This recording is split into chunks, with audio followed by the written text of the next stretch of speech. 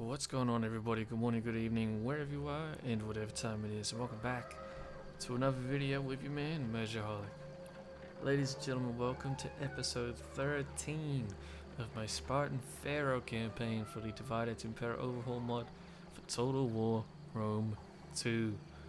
Ladies and gentlemen, today we have a lot happening in this episode, and we will be doing quite a bit of auto resolving, which is a little bit different. It's a little bit out of my comfort zone, but I am really trying to push this campaign along now. I think it is time for us to start to wrap things up, and we'll hopefully be doing that fairly soon. But in the meantime, though, let's jump right in, and we are beginning with recapturing the city of Diospolis in southern Egypt. The Madao had stabbed us in the back and attacked our undefended settlement, and they took it from us. But now we will just get a nice, easy auto result back from them, and so it won't be a big issue at all. We'll even have a few months of reprieve. We'll be able to build up a small extra garrison force there while we send down another army to actually conquer the Madao. It's obvious peace is not an option with these people. The majority of eastern factions that border us have basically stabbed us in the back, so now we will have to invade them. Speaking of which, in the west, the Egyptians are starting to send some smaller forces to kind of probe our defenses west of Egypt in the eastern side of Libya, so that might be an issue. And back to the east, the Seleucids and one of our armies, basically made up of Syrians and Anatolian forces, are basically staring across each other at the river here. I believe that's the Euphrates River. We're just having a staring contest. So back up in Anatolia, or actually in Thrace, coming through Anatolia, will be King Ares. He has a very professional army of Greeks, Syrians, Galatians coming in to put a final nail in the coffin to the Seleucids. Basically, we're just trying to settle all of our eastern wars so we can focus on our finale, which is dealing with the Romans in the west. Speaking of which, we are now marching deep into Madao territory. We'll be attacking this small coastal town here. I did fight it manually, but I won't bother showing it to you guys. It was a pretty simple affair where we only took a few hundred casualties, and the entire garrison was wiped out. Our troops were vastly superior to their own little garrison. So that'll be pretty easy. However, I will loot the settlement, which will give us money in the short term, which is helpful because we're actually struggling to keep all of our forces going through the winter. However, it does mean that I will have a few rebellions down here to deal with, but it's pretty easy to handle. As long as I don't ignore them for too long, it'll be fine. However, before that can even happen, the Madao do a fairly substantial counterattack against us. And they had a lot of elephants there, and I did fight the battle manually, but again, I'm not going to bother showing you because it actually turned out to be a pretty simple fight. We lost just under 700 men. However, the majority of them were basically just our pikemen units. The rest of our army did fantastic. Our pikes got absolutely hammered by their archers, which is funny because the Madao were historically very, very accurate with their archery, so we might have to replace our Spartan phalanx corps down there. But back up north in the Mediterranean, we're dealing with a threat that we've had for quite a few months now. Pirates are starting to spawn all throughout the Mediterranean, and indeed we have 2 stacks of them in the eastern half towards and around Athens and Crete. They've basically just been raiding our shores and draining money out of our coffers, so that's been really annoying. And they've even stopped me transporting troops from Athens down to Libya to help against the Ptolemies. So it was very helpful that we were able to corner them and separate them and dissect the pirates basically. And we will end up crushing them, but it definitely was a pain in the butt, and I thought it was worth showing you guys. However, in the meantime though, the Ptolemies are on a massive offensive in Libya. They are sending out a very large force of Greeks and Ptolemaic loyalists. Now we have to defend them at a small town on the north coast of Libya. And of course, the battle will begin with skirmisher fire, the bane of our phalanx's existence. Skirmishers, they've been pummeling my pikemen and my hoplites throughout this entire campaign. And of course, this battle will start off no differently. Thankfully, they are targeting mercenaries. This is a small town just west of Alexandria, and it had a general garrison there with about 5 periodically hoplites. But as I saw the Ptolemies coming towards us, I did indeed hire some pikemen that will hopefully take a bit of the casualties for us. However, the majority of the Ptolemaic force is going along the coastal roads, so as such they'll be going into our traps. They'll be going into a very tiny little causeway, or road I should say really, and they'll also be getting hit by our naval forces who have a couple units of archers on them, so they'll be basically being bombarded with archer fire throughout the entire time.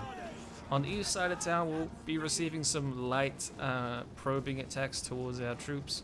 We had some pretty good marine swordsmen as part of the garrison though, so we will surround and obliterate them. However, they did last for quite a while, which it was kind of surprising. Their troops are very low, poorly armored, and they aren't even very skilled, so I'm surprised that they lasted so long against our marines, but they did. But in the end we will kill them, and even back towards our center where the enemy cavalry was harassing our pikemen, we managed to kill them off with our archers, and now we'll be moving those archers out along with our mercenary pikemen to chase away the enemy skirmishers. It'll take a while for us to catch them possibly, but we actually got a bit lucky and they ended up taking the melee fight against us, so we will deal with them.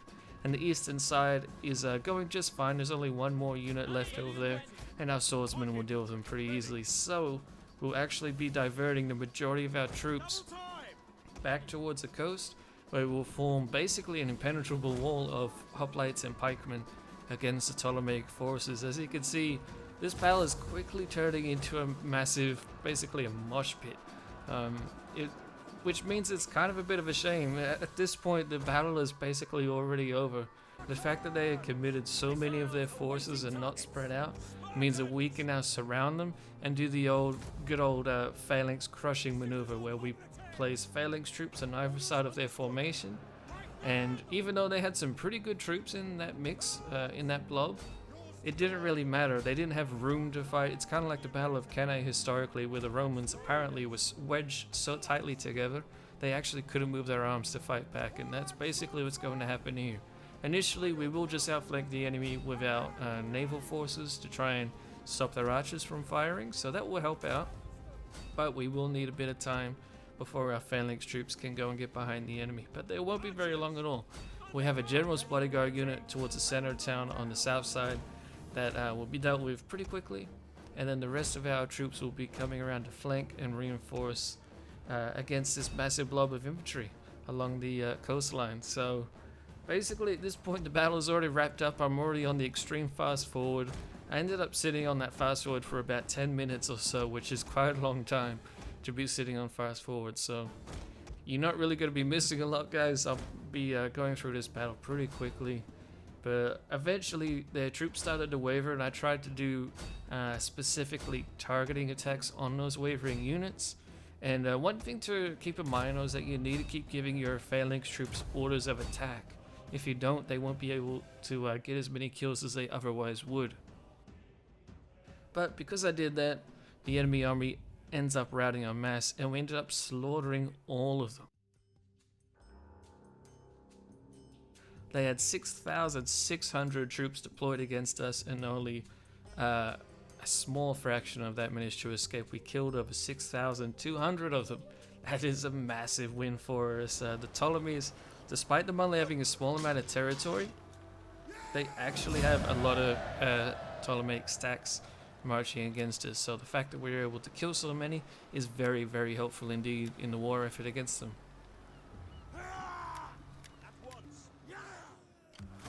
Meanwhile, back to the east, so the Seleucids are being pushed back. We now have King Arius in the area. We also have that large Galatian or Anatolian mixture army there to support him, and while he is basically chasing away a Seleucid massive stack, our Anatolian units, along with some other auxiliaries, will be marching on the city of Hatra. Hatra is a pretty minor settlement, but it is a little bit further east than what I'm comfortable with taking, so we will take the settlement. However, we will just then liberate it, and so we will now have two allies on our eastern border. The city of Hatra here will be independent, and then the city of Edessa to the north will also be independent. So that's basically two Arabian allies that will be on our eastern border to help keep the Parthians at bay. Back down in the south against the Madao, the march against them is continuing to go quite well. However, their capital, Madao, that's right, the capital is the same name as the faction, is in a very defendable position, however. And although I was really outnumbered in this battle, I still felt fairly confident, and I wanted to draw the enemy out, so I besieged their settlement for a turn. Shortly after that, their entire garrison marched out against us. And this is going to be a little bit risky though, because we have a lot of new troops in our midst.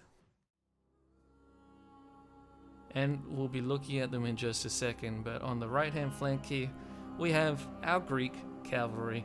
Well, they're actually Egyptian, but there's a lot of Greek men inside of that unit. I guess it's to kind of demonstrate the multiculturalism occurring in Egypt at this time. But here is one of our new units. It's a two-handed axe-wielding Madao unit. We're able to recruit them as we are now already taking a Madao settlement. These guys are fairly well armored, actually. I believe they have about 20-something armor, so that's going to be quite helpful. They don't have any shields, so they will still be susceptible to arrow fire and skirmishers, but they have high armor penetration and good attack, so they'll be very aggressive. Then we have some very small little baby African elephants in the back here. They are small, but they have a lot of numbers in their units, so I'm hoping that they'll be able to turn the battle in our favor. But again, these are some units that are pretty much untested against the Madao forces, at least for us. We haven't used them before. The Galatians, though, we will all know and love and remember as being very dominant in our armies. However, this time they will form the core of our army in the center. Behind them we'll have some Egyptian archers, followed by our general in the rear. He's just kind of a generic general. We're basically at the point where we've lost all of our cool iconic generals now, pretty much, except King Arius, of course, or Pharaoh Arius. And then here in the rear we also have another Madao unit, which is a single-handed axe-wielding unit, which has a shield, but they have almost no armor. So we'll see how well they go against this massive elephant charge coming up from the Madao forces. They had one unit of elephants, and they just sent them out ahead of their main army to try and disrupt their forces. Thankfully, I had a fairly tight formation, at least with my skirmishers. So our archers combined with our melee units using their javelins will absolutely destroy these elephants. They'll become irrelevant within a matter of seconds. They even actually went berserk and started running back towards our own troops. So maybe I should have let them go, but I just wanted them off the field. It wasn't really worth trying to micro all of that anyway.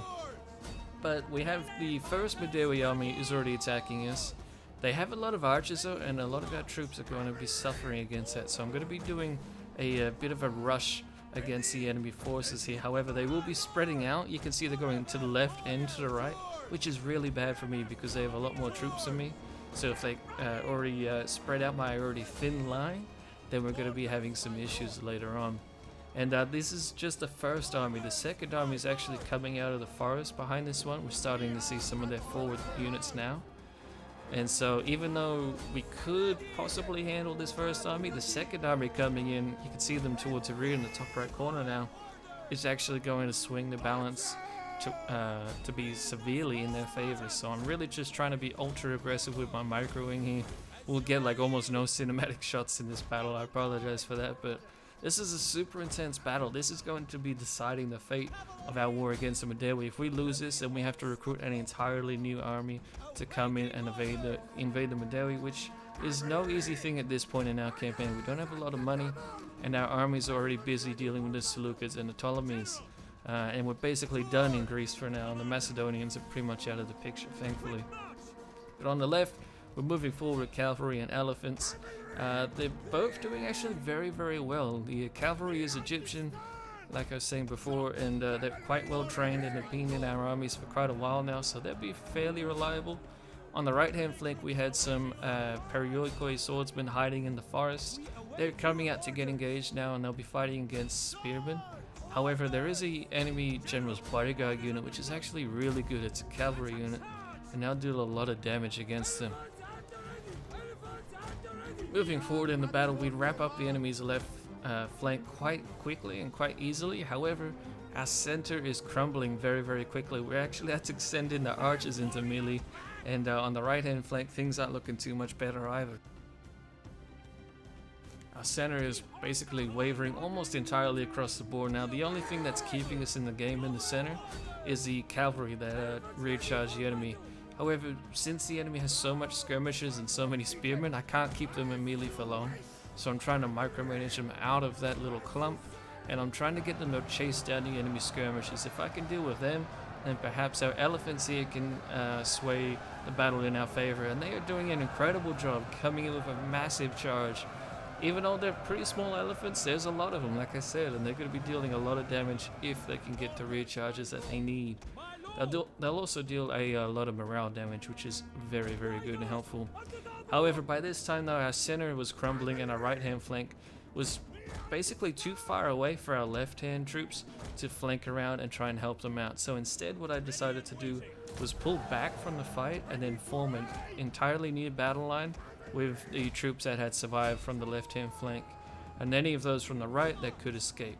So we'll still be sending in our elephants to help out our separated right hand flank units, but basically the right flank units are out of the game now. They're basically just a holding force that's going to be useful for our elephants to use and abuse, so they could come in and recharge the enemy units that our standalone units over there were engaged in.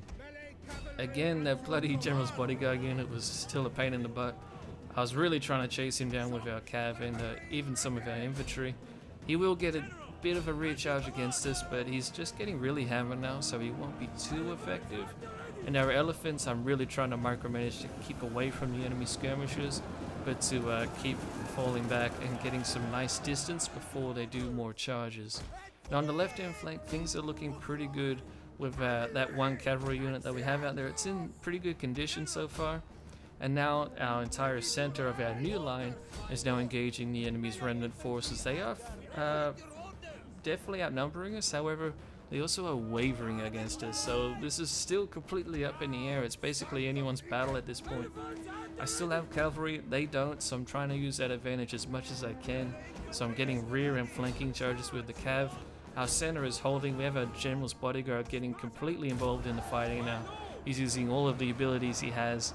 And then just as things were starting to look like we're about to lose it, our elephants come in with an absolutely fantastic, beautiful charge. And before they even get involved, before they even make contact with the enemy, a massive portion of the enemy troops start to rout. And then when they do make contact, it's just like it's a whole new world. The enemy just can't handle it whatsoever, which is funny because they should be used to being around elephants, but they just can't handle it. And they retreat en masse, and we basically wipe out the enemy's garrison outside the city. And with that, ladies and gentlemen, the Madao are pretty much done. Here are the stats if you do wish to see them. We had 6,500 Madao marching against us with 3,700 of our own. Predominantly, actually it's not really predominantly of anything. We had a pretty big mixture of units. We had a lot of Egyptians, some Galatians, some Greek units as well. However, that will be changing, and this will become a predominantly Madao force pretty soon, since we are so deep into Ethiopian territory. We don't really have any Spartan troops that we can recruit, so it will be okay because the army will be cheap at least once we start replenishing. But the bottom line is that we recruited some mercenaries and then we invaded the capital and assaulted it in an order resolve. And with that, the Madao only have one more settlement, Axum, to the top of the screen you can see. That's their final settlement. It is a very rich settlement because it actually has gold in it as a resource. But for all intents and purposes, the Madao are pretty much done. They only have that settlement, and they don't have any notable military troops to speak of. Back up in the northeast, things are looking very, very good against the Seleucids. We're actually now auto-resolving away their very elite army that they have here. I didn't get King Arius' army involved because I didn't want to have good troops to be basically taking heavy casualties in an auto-resolve, as they often do. So instead, I'm just going to let the Anatolians and Egyptian auxiliaries take the brunt of that. But with that, we have a new ally at Hatra, and the Seleucids, they still have armies, but they're all the way down in their core territory to the southeast, and they're busy fighting the Nabateans. So things with the Seleucids are pretty much done. Unless they launch a massive offensive, we're all good on that front. So now we just need to focus on the Ptolemies. So we are sending in our navy from Greece to land an army that we actually built almost entirely in Athens. And we will still be sending King Arius west to help against it. But before we do that, we will be sending the fleet to actually blockade Cyrene. Now, this might seem like a bit of a weird option. However, as far as I could see, the Ptolemies didn't really have a navy. And apparently to them, though, they thought they did. Here they are actually attacking our blockading fleet with a massive army of their own. Basically 4,500 men are sailing out against us on transport ships.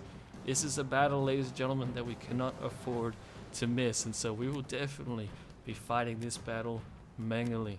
It's far too juicy, and they even have the Pharaoh leading on one of his little rafts.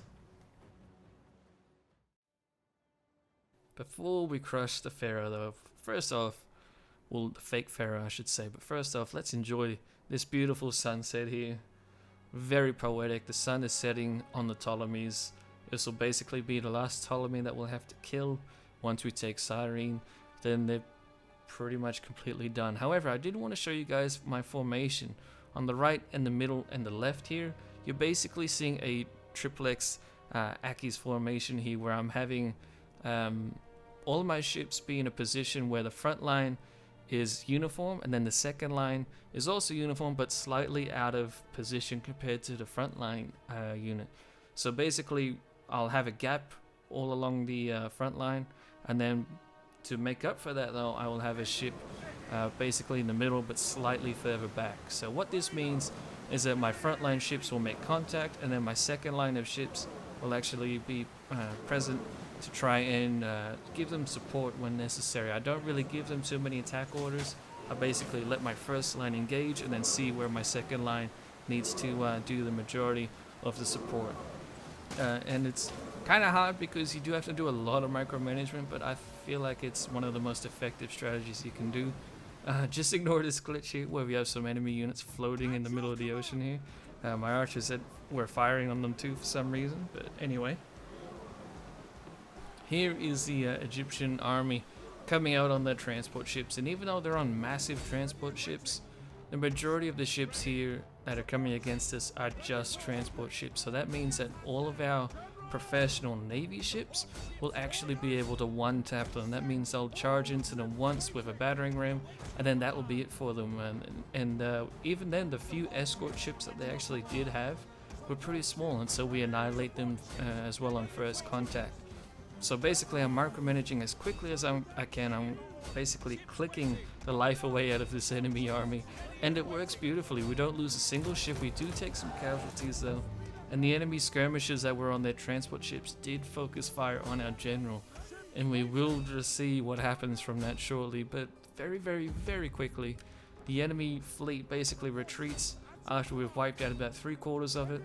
I continue chasing them down though, and we don't let any ships get away. We wipe out an entire enemy army basically for free. Basically for free, but not entirely. We do have a noble death, Leonidas II, one of our great generals, or basically an admiral. Initially I had a lot of doubts against him because his biography was talking about how he was basically half Persian. Apparently he had married a Persian lady and he was raised by Persians, I believe, even though he was technically Spartan. So he was a bit of an outcast. He was serving on our one fleet that we have pretty much, but he did a fantastic job with it, so it is a shame to lose him. He was actually proving himself to be incredibly useful, and he even led the surprise attack on Athens in that very iconic capture that we had. So if you missed out on that episode, I recommend you go check it out. But the Ptolemies don't give us any time to grieve. They do send another army against us, but we'll just auto-resolve that away, no issue whatsoever, and we lose hardly any men. So now the Ptolemies have no armies really to protect Cyrene, which is pretty much their new capital. So with that, after a few months had passed, King Arius finally catches up with our other troops in Libya, and basically we're going to just auto-resolve the Ptolemies away. I could have fought this battle manually, but with so many troops involved, it probably just would have been a lag fest, and a very grindy one at that. And so I'm really keen to get this campaign going. I really want to fight the Romans. We won't be doing too many episodes on fighting the Romans. In fact, we might end up just doing one, depending on how it goes. I have a couple ideas on how I want to do it, but here we are again, auto-resolving away the Ptolemies. They have a settlement down in southwestern Libya called Orgilla. We'll but we took that without any issue. However, somehow the Ptolemies had taken a settlement away from the Romans, who were just busy finishing off Carthage in western North Africa. So technically the Ptolemies are still alive, but for all intents and purposes they're dead. Speaking of being dead though, here we are finding the Madao final stronghold in the far east of Africa, or North Africa at least. And while this is going to be a pretty deadly auto-resolve, like I said, I'm just ready to keep this campaign going, to finish things up, to wrap it up, and really, I'm just wanting to fight Romans at this point in Sparta.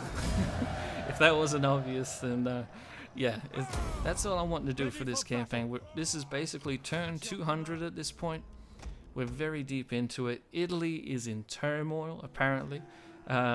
Basically, what is happening in Italy is the Massalians are actually at war with Rome now. And they're doing very, very well against the Romans. The Romans didn't have any legions in Italy, and now they're having an emergency legion spawn here, the 8th legion here, the Legio 8 Herculia, or Herculia.